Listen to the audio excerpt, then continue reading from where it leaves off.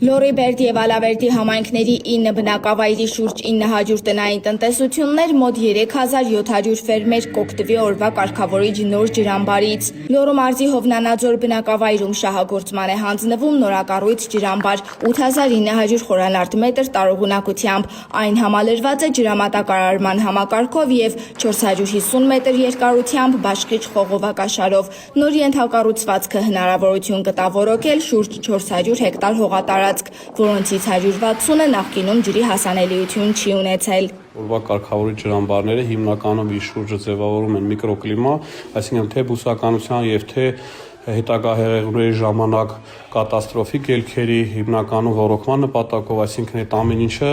բավականին կարևոր էր մեր խոշորացված համայնքների համար, որտեղ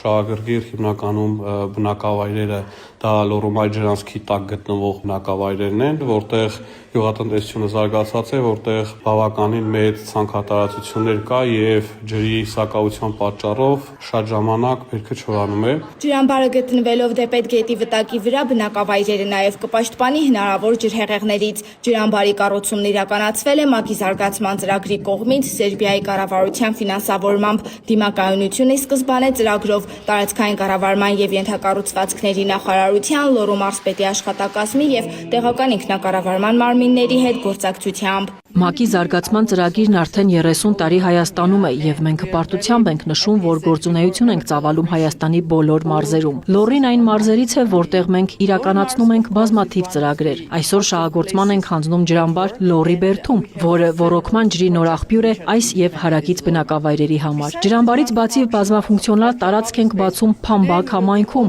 որը սոցիալական մեծ ազդեցություն կունենա, հնարավորություն տալով այստեղ բնակվող երիտասարդներին կանանց ակտիվ ներգրավել համայնքային կյանքում։ Փամբակ համայնքի Ձորագետ բնակավայրի բազմաֆունկցիոնալ հանրային տարածքը նույնպես ստեղծվել է կողմերի գործակցությամբ։ Այն կծառայի ավելի քան 7000 բնակչի։ Դեռ 2 տարի առաջ Սերբիայի կառավարությունը որոշեց հատկացնել 1 միլիոն եվրո դիմակայություն ի սկզբանե ծրագրով, աջակցելով Հայաստանում 34 ծրագրի իրականացմանը։ Դրանց թվում են Ձորագետի բազմաֆունկցիոնալ հանրային տարածքն ու Հովնանաձորի օրվա կարգավորիչ ջրամբարը։ Փամբակ համայնքում մենք արդեն տեսնում ենք մեր ծրագրի ազդեցությունը։